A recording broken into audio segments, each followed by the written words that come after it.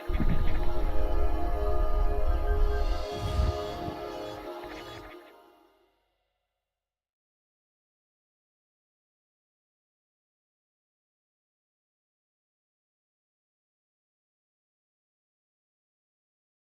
everyone, thank you for coming today to our talk. We have several faculty members here from the Department of Modern Languages and Literatures, and they've all been doing some really exciting work with video conferencing, connecting their students to all over the world, really. So today we're here just to explain our projects to you, offer some practical advice on how to set up collaborations, advice on how to handle potential problems, talk about differences in time zones and how that could be managed, and suggest ways to connect students and keep them communicating with each other outside of video conferences. So that's why we have a large panel. People will be focusing on different things throughout the conference.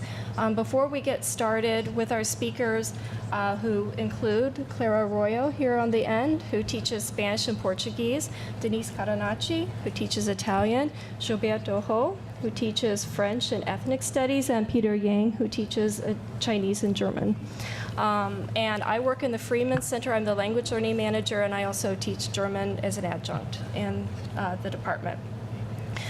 And also one other thing before they get started, I would like to mention that 3 of the projects that are going to be discussed today were funded by the Worldwide Learning Environment Grant through the McGregor Fund, and I can share this URL with you later if we have time. The grant enabled a lot of wonderful collaborations to happen through DMLL and also a lot of other disciplines as well, so you might be interested in learning more about those.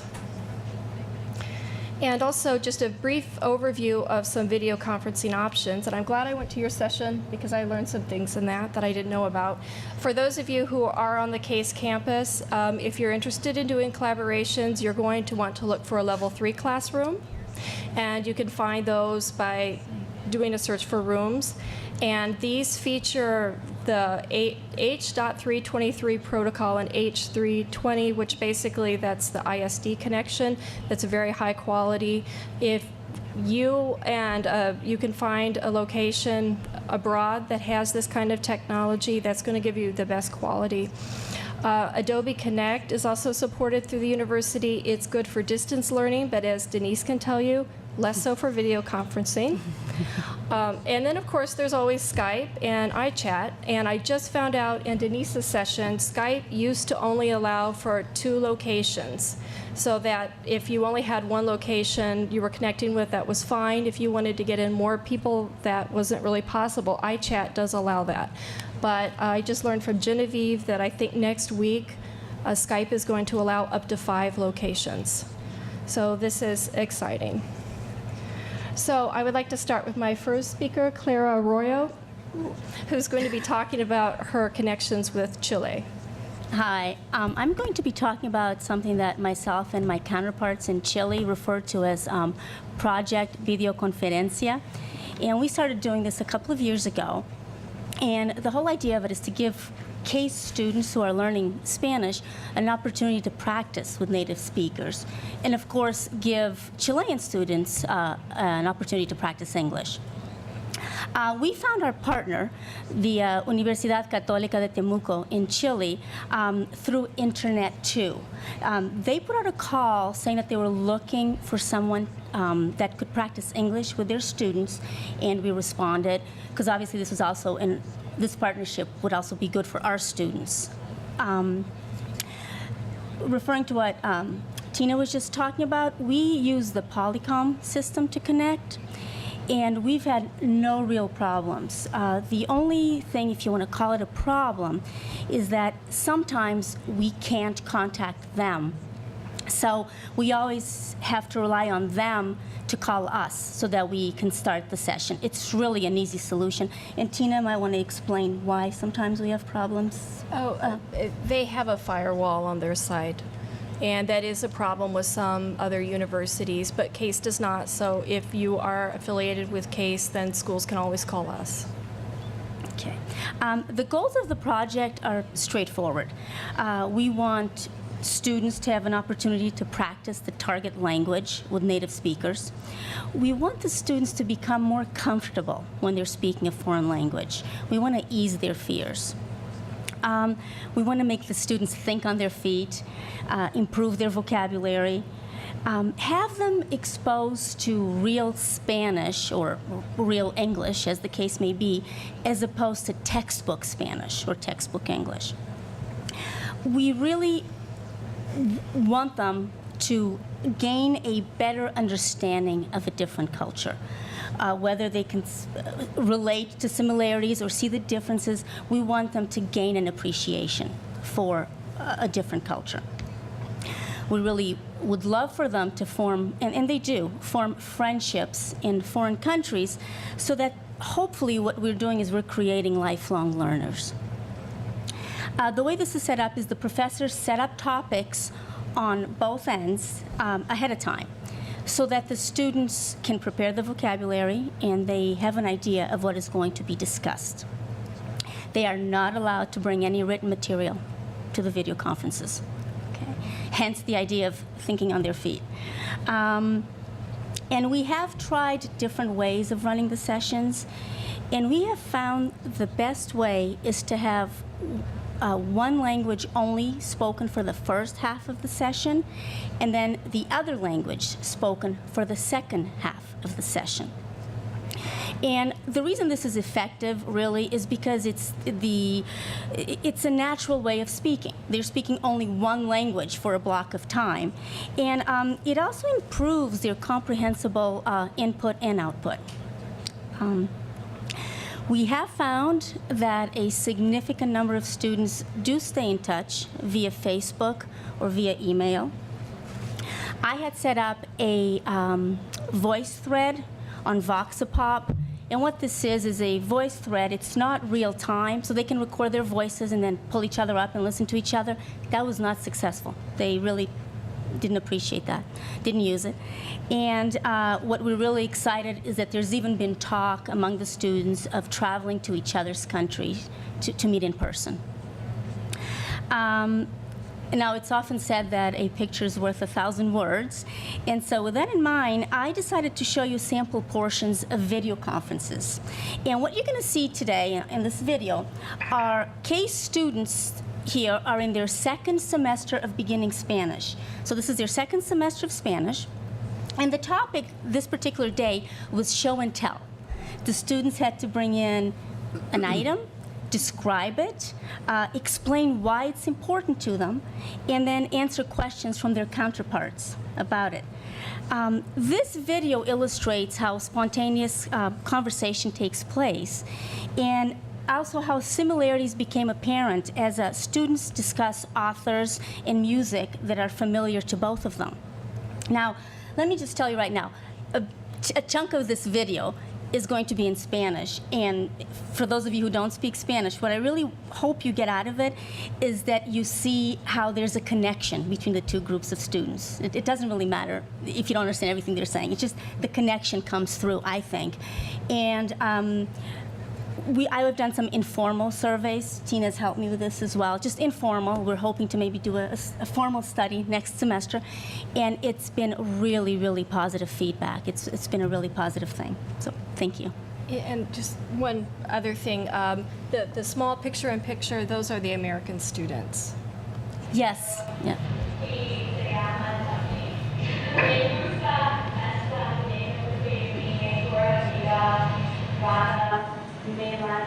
Cuando me mudé de Illinois a Ohio, cuando yo tenía 9 años, y me gusta también porque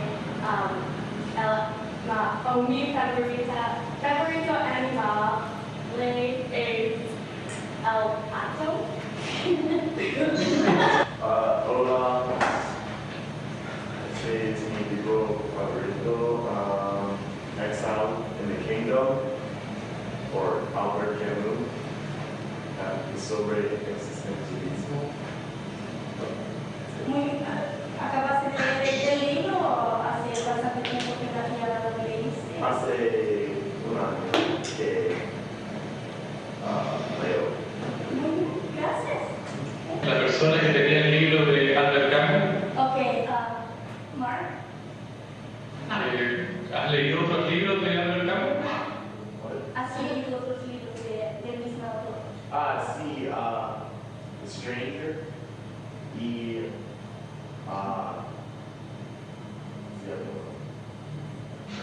No exit. Yo tengo uno, la peste. No sé cómo se dice. The best.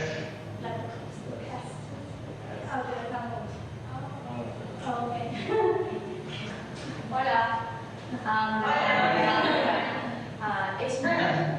Es mi cuaderno de francés y es importante para mí porque es donde yo escribo todas las cosas necesarias a saber en francés y también es importante para mí a estudiar las lenguas y es la razón que estudio español.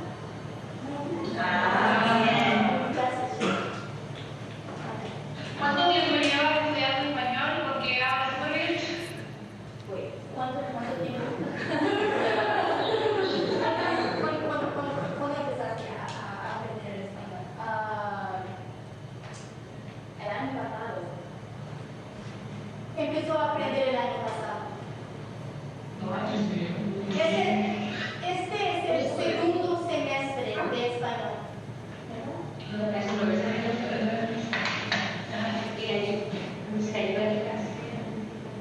Sí, ¿ayuda el francés a aprender más español?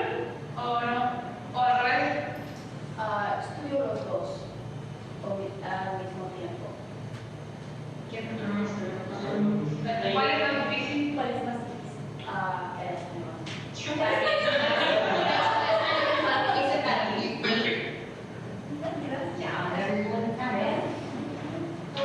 Hi everyone, my name is Gilbert and I wrote this. It's a Oestreich, by my mother, and it's a Russian poem. And the readers are supposed to have another tone inside and then another. But this is special because it has a bottle of vodka.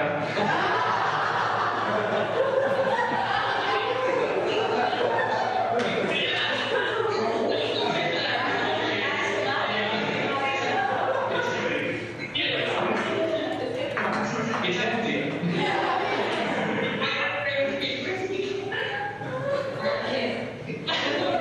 Hello, I'm Arroyo, and this is very special to me, like I said from bicycles, and maybe you're going to laugh, but the first time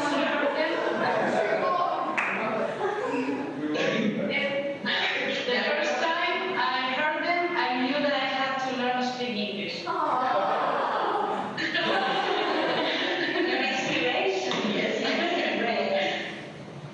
For the girls like Backstreet Boys, what's your favorite song? All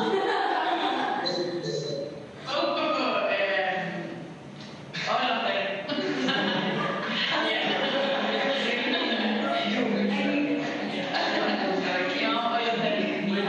Which one of them is your favorite? Which boy is your favorite? Nick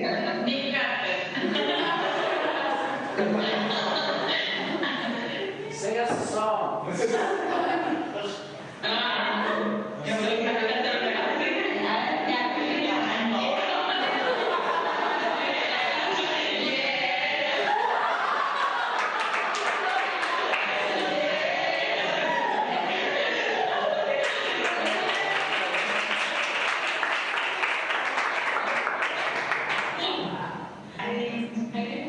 Goodbye, and it was very nice talking to you. It was a lot of fun. Thank you, Clara. And then next up, we have Denise Caterinacci, who has done a lot of work with Italy. And some of you were in her session before, and she's going to talk about a different project here.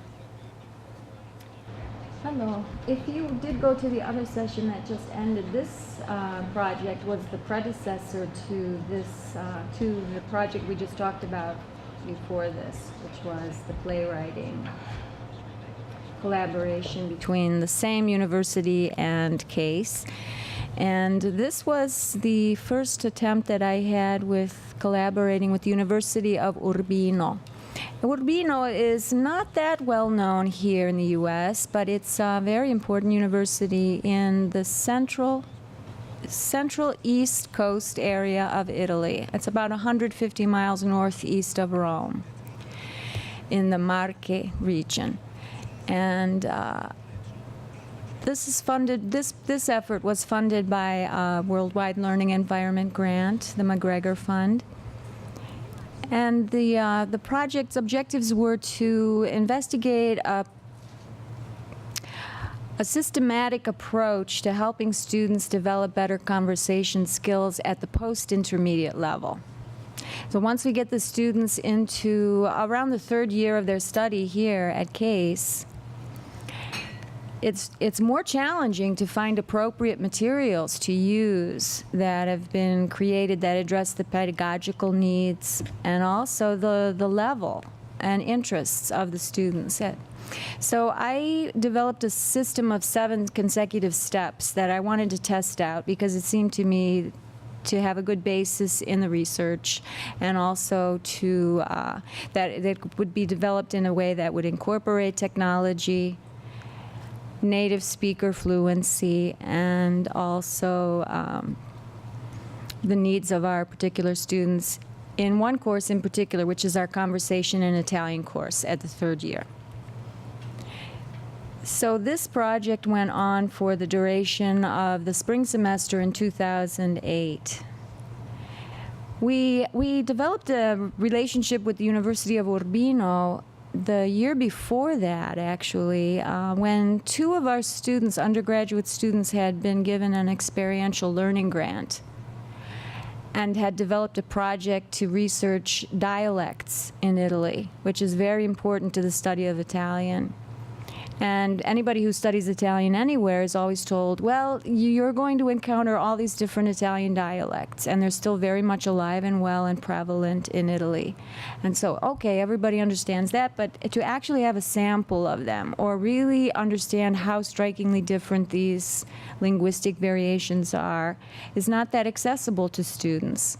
So 2 of our students developed a project to go there and start filming dialects. And as part of that, they contacted Professor Sanzio Balducci just to inquire if he'd be interested in meeting with them and offering them some information. And we wrote to several professors and several universities, several experts, who either said no, they weren't able to do it, or never replied at all. But he replied with great enthusiasm that he was willing to meet with them and help. And they did create their video project as part of that grant. After that, I kept in touch with Professor Balducci, and we took our first group of students on a study abroad course to the University of Urbino for 10 days. The first time we offered our own study abroad course. And from that, shortly after that, I developed the idea for this project and asked Professor Balducci once again if he'd be willing to do some contributing. And once again, he rose to that request and was gracious enough to help me as a collaborator on this. So for that period where in the spring semester we were offering Italian 311, which is our conversation course, we had the students and other contributors involved in exploring these 7 steps to lead into better proficiency levels in conversation. Part of that was to do a lot of filming of what was going on, both with the native speakers and with our students, and edit that footage down to a form that would be brought back into the classroom then. So the students could see themselves and actually be assisted by the use of subtitling on that. Using subtitles on all this video footage was a very important part of the program. So throughout this project, I had to learn a great deal about computers and video editing that I had never tried myself before. I needed a lot of support, and I got that support from Tina and from other very helpful people in the Friedman Center, and from one of the students who had been involved in the dialects project, who then at the time was a grad student here at Case and was able to collaborate with me. So all of those things magically pulled together, and we created a DVD of the entire project that we did use again for the classroom sessions. And all this is still ongoing, and we're still trying to take these steps even further. What I learned by doing this was that the 7 steps are very valid. They do work, but they need to be refined further, and they can be, and that's my next aspiration, to get those refined even further. So to show you a little better what happened here with this project, I brought along an excerpt of one of our DVDs that we created. This was our first example. This is Professor Balducci from the University of Urbino.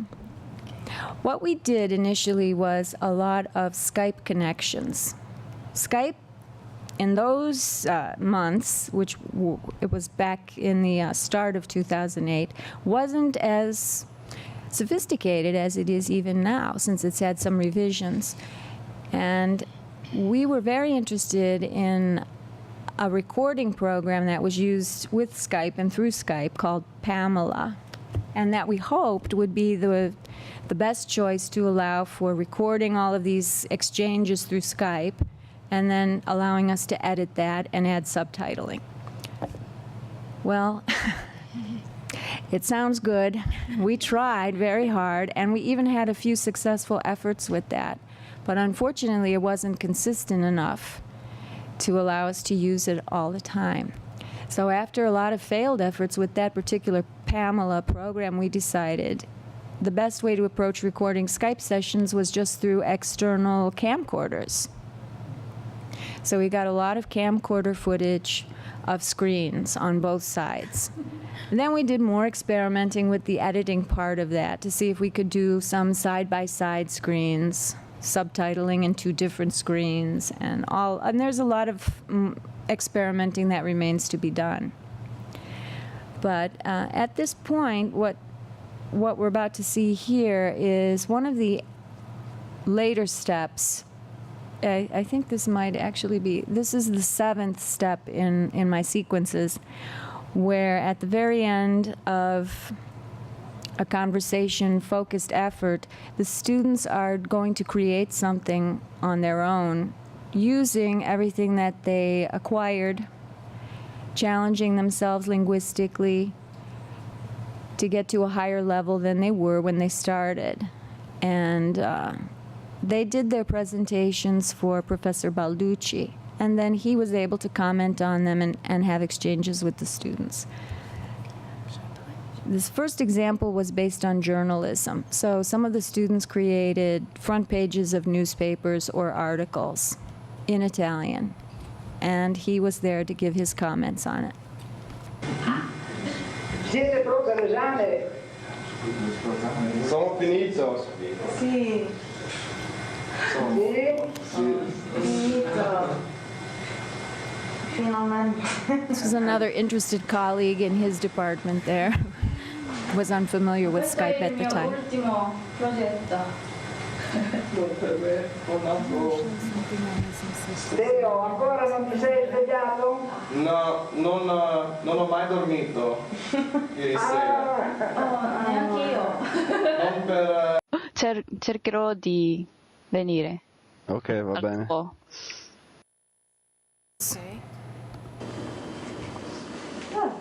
This would be the end of one step leading into another step. Mi dici sull'opportunità di dirigere le lettere del paziente sottoposto alla tua cura, ma non ti pare di essere un pochino ingenuo? Le tue parole fan pensare. I don't know, I'm not. We're leading into, here we go. These are students writing some and discussing some ideas in response to an attention-getting moment. Ho studiato molto, eh? Sì. Molto. Certo. Sì, solo italiano. Sì. Ho studiato. l'articolo. Sì, hai letto tutto? Sì, non è molto difficile, ma le parole sono difficili. This is actually ma when we non were successful with il Pamela content. recording. So through Skype, Sì, c'erano molto we just parole had the students nuove. practicing the use of Skype with the Pamela lunghe. recording Sì. in the Friedman Center. Sì. Non posso dire out loud. Sì. And a little editing experimentation, going from one screen back to the other. Parlare con Michele. I think we can go ahead and Ciao Eri. Ciao, cercherò di venire. pass this session.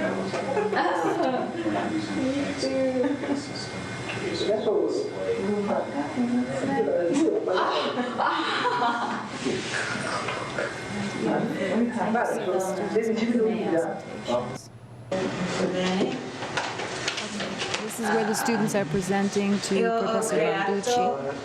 Un piccolo quotidiano per il mio progetto e ho scritto articoli del mio tempo in Italia, a Firenze. E, questa è la testata e il nome e il progetto non è molto creativo, non so. La notizia d'apertura è che io sono arrivata a Firenze e mi non piaceva all'inizio, ma dopo poche settimane mi sono innamorato con la città e lo chiedo per questo articolo e quando sono Cristina quando This Cristina gives you sono just a very arrivata a brief Firenze snippet era un'occasione into unica. the filming that we did, the kinds of interactions we had. And after this is just a small example. We did create 3 separate DVDs that were complete with subtitling and showed the transitions between the steps and all the final projects. Thank you. And now we are going to go to another part of the world. It's very exciting. We're moving all around the world today.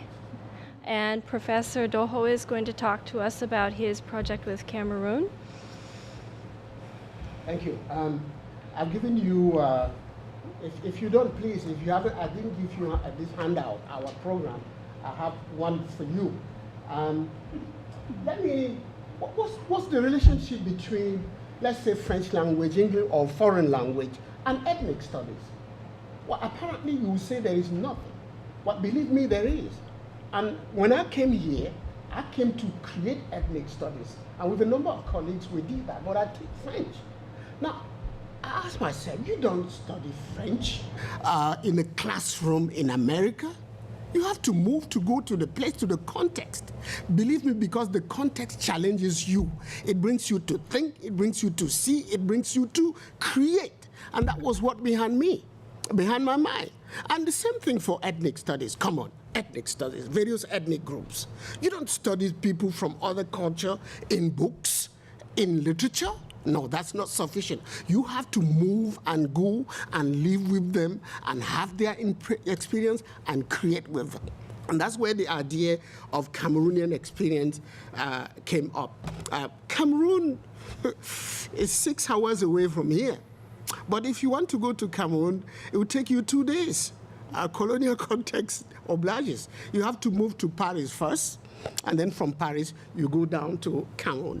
And it also, so you can see the first hurdle, the first problem. But the main problem for Cameroon experience was that we needed money. It's not easy to ask a student to travel to Cameroon. 6,000 to 7,000 was what these students needed.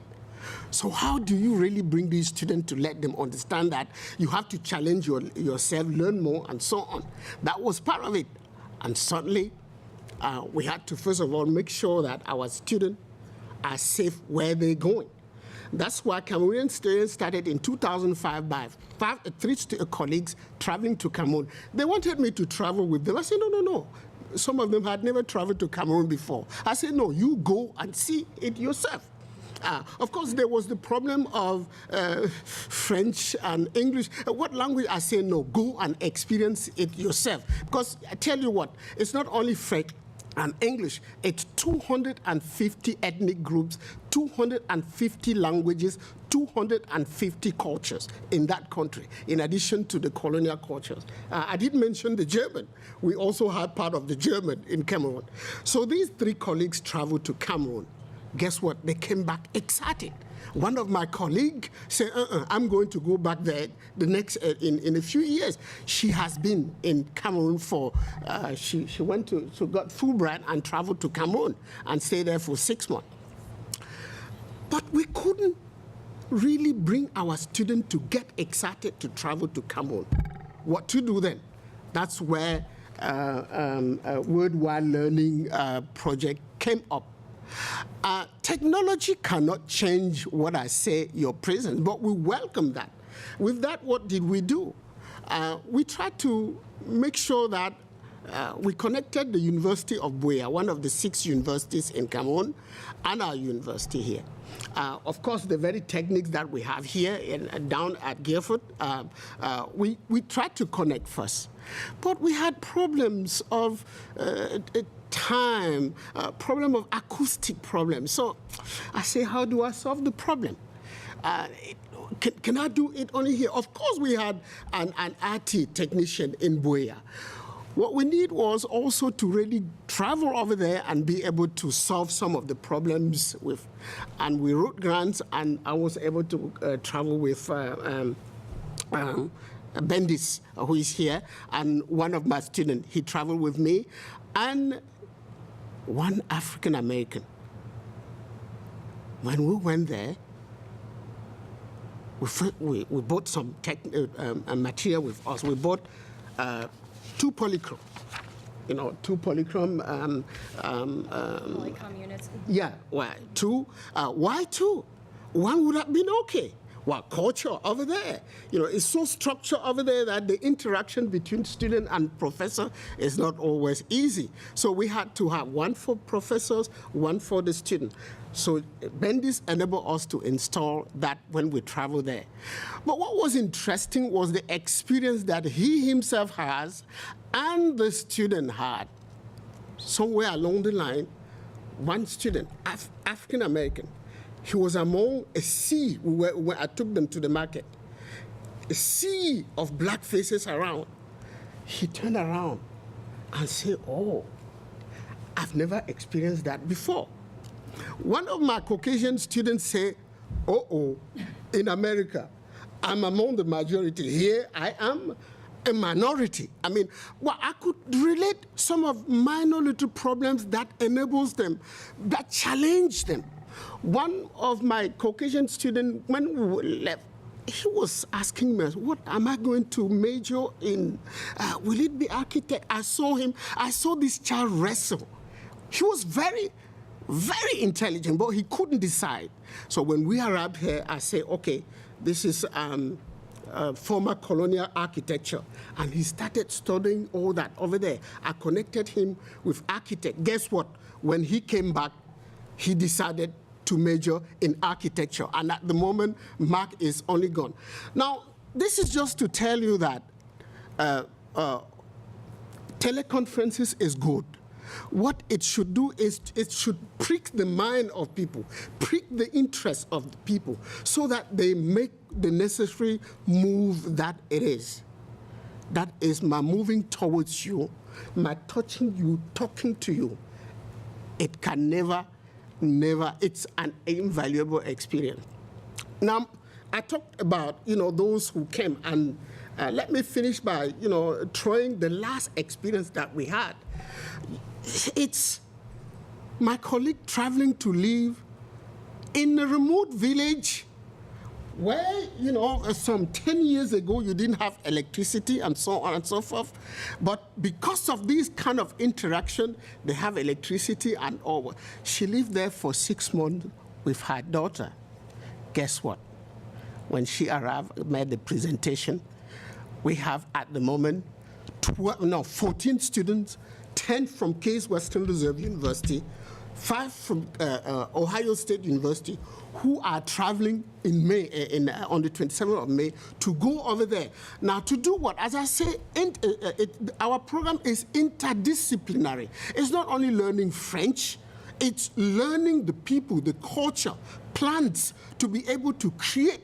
They are going there not only to see, but to live with the people and solve some of the problems that the people are there. I'm so thrilled. I would love to see what they bring over here when they come back 6 weeks after. It will be thrilling, and that's what it means. Technology should not replace, and I'll come back and finish by this, technology should not replace the face-to-face contact. It should be only the kind of incentive that bring you, parents, to send your children to go and learn over there, because nothing changes experience. Thank you. Thank you.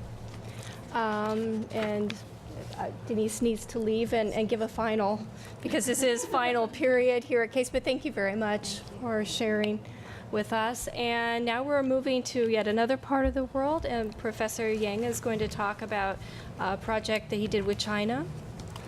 Hi, my project is very different from all other projects. It's not about language learning, but about learning a country, about learning culture and political, economic aspect of China. And China is a very ambitious and growing country, but American students don't understand China quite well, and they have generally the idea of China overpowering the world, and they don't know China is still a developing country. So it is very important to have students learn about China as a whole country, as different aspects. And they have a textbook, but the textbook is very thick and also very academic. That's very important for them to read, but sometimes they still don't have the actual contact, real feel of the issues. They don't understand. And therefore, I think it's very important to have students learn firsthand what China is about. So in my class, I used video materials. They welcome these video materials very much. But still, they don't have a real person to talk to, a real person to discuss a question about. And so I applied for this World Learning project. It has two aspects. One is inviting a knowledgeable professor from China to campus, have him directly interact with the student in classrooms, with talk and speech. And the other aspect is have my student interact with the student over there directly. And the aspect of inviting is not technical. It's probably not the topic of this conference. But inviting my student to talk to students over there is a more big issue. You have to use technology. Originally, I proposed using video conferencing, but that did not happen yet. I use video conferencing basically for communicating with partners over there to discuss issues face-to-face. I think this is also very important because Chinese culture put a big emphasis on personal contact. If you don't meet with people, if you just write an email to contact them, they don't trust you. So I used video conferencing. Initially, they asked me to travel to China, and I did not have time each time they asked me. I contacted two universities, and I was able to travel to China to one university, but I did not have time to travel to another university because I have a conflict. So we used video conferencing. That worked very well. First of all, they know my face. They are comfortable talking about issues with me. Secondly, I really solve the problems face in face directly with them within an hour and a half. And we discuss all kinds of problems, and we then keep contacting. I think that aspect worked very well. Then I also contacted these universities about the technical aspect of these universities. I found out it is difficult because our university over there, they still have a very slow computer network. And I also went there. I tried also these networks. They're very, very slow. And they are very excited about our project, and they said they will definitely improve their project, the network. And they applied for funds, and initially they received the funds. They updated their equipment. But I did not stop waiting. I just changed my model, and I used email. I think my email pattern worked extremely well. I can call it as distributed learning model. And at the beginning of the semester, I issued a list of student names and contacts, email contacts to students, have students sign up and explain how it works, and give them as extra credit, and give them 10% of semester credit. Students participate very actively, and at the end of the semester, I asked students to send their email exchanges to me, and explain what they achieved, what benefits they had. And I calculate about 80% of the students participated, and most students communicated about 5 times during the semester. But some students communicated about 35 emails, and I think that took a lot of the energy for them to not only to meet the requirement of the class, but also go far beyond what they want to achieve. Because in the mail, I asked them to send me. I read them all, and I found that a lot of people achieved a lot of things, because it's one-to-one communication. They can verify what is taught in class, discuss in class with students, and ask their personal opinions. Some student told the Chinese student that my professor told us that in China most people probably lag behind, and only a few get rich. And the Chinese student responded, no, that is not true. If that is the case, then the professor did not do the research. And then my student checked what is going on, and he responded, no, that was not my professor's fault, but my fault. I did not get the situation well. And the Chinese student told him that the most Chinese people became better off than before. Only still probably a small minority lagged behind. But that is all the problem of the modernization. And the other aspects are culture. And the students communicate with the student on a regular basis. They found out that there are a lot of similarities. They talk about same idols, same culture. And they found that is a world of globalization. And the world is converging, is not separating. And at the same time, they found a lot of differences. They found that Chinese people are more probably traditional, and not many men probably wear long hairs, and people stick to partners probably more than the Western youth do.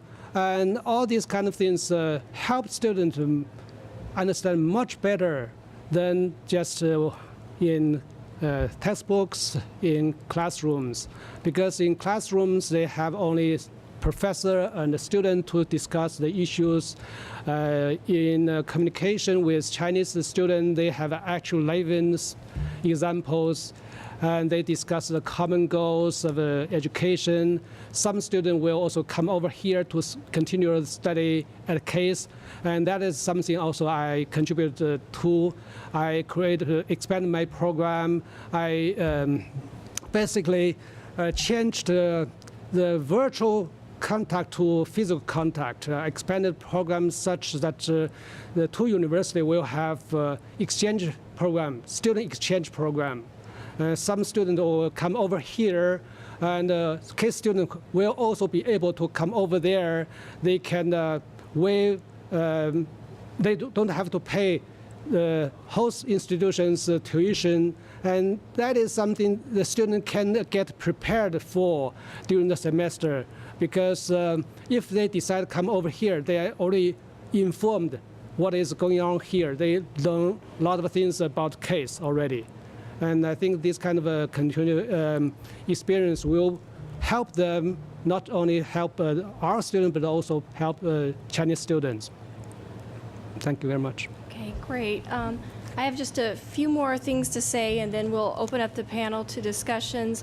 I did a small video conferencing project in the fall with the University of Heidelberg in Germany. I was teaching third semester German, and I actually have a friend who teaches in Heidelberg. He also studied German, but he's teaching students to become translators. So those students are interested in improving their German, or English, sorry.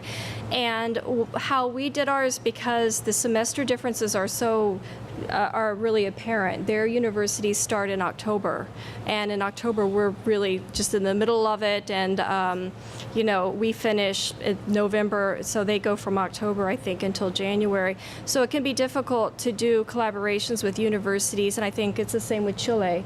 They have a very similar semester schedule. So what we tried to do to prepare our students was we opened up a social networking site for them so that they could start to exchange information, and we use the Ning network, and I don't know if you're familiar with that, ning.com. It has been free. I just found out starting this summer it's going to be, I think, $3 a month for educators. You can have up to 150 members, but I can show you that very quickly. For privacy reasons, I don't have the students' permission to show you what we did, but I could show you the Ning quickly, another network that I'm involved in. It's very nice. There are other services out there that are similar that will cost you no money. So I would encourage you, if you're interested in doing this kind of work with your students, to find ways to connect them, like with Professor Yang talking about the way they did emailing back and forth, which I think can be very helpful with the video conferences. And I don't know why that's not working. With the video conferences, I think that due to the differences in the semester schedules, and just the fact that we may not be able to video conference as much as we would like to, it's nice for the students to find other ways to connect. And this particular network will let people, it looks a lot like Facebook. They can post updates, they can do blogging, they can do chats, they can also input videos. And mine, what we did in my class, we were looking at patriotism/nationalism in popular music. And we picked two relatively positive songs from the US and in Germany and had students discuss that, and then they posted their own videos, which was very interesting for me as an educator to see what types of videos that they were posting that had either a positive or, you know, somewhat negative spin on the United States. These were American students doing this, and some German students as well. And then when we actually got to have the video conference, it was very interesting. The students already sort of knew who each other was, and they had a really nice discussion about the fact that in this country there's a range of political opinions that we have in our classes, and the students were very respectful to one another, and it was, I think, it was very nice. So we're hoping to do something similar again in the fall. So that's the only thing that I wanted to say, that if you're interested in doing this, I think it's a good idea to find other ways to connect students outside of the video conferencing. And so we'd like to open it up to questions now. Are there any questions? Yes, sir. You have time delays? Yeah, that is. Yes, that is the other aspect of the big time gap between Cleveland and Shanghai. It is at least 12 hours. That is, if we communicate with them at 9 o'clock in the morning, it will be 9 o'clock in the evening over there. That is almost impossible. So I have to stay late. Normally have them contact me at 9 o'clock in the morning. So I think according to this, I think it is not very feasible to have video conferencing for classrooms. But what I decide to do in the next phase, I will ask the student to do this video conferencing as additional assignment in addition to email contact. If students do that individually, they can definitely do it anytime they want. Very good question. Are there any other questions? Yes. Yeah, the one university is Tongji Daxue, Tongji University in Shanghai. It is a technical university, very similar to the Case Western Reserve University. It's also one of the best in Shanghai. And the other is East China University of Political Science and Law. Are there any other questions? Well, then thank you all for coming.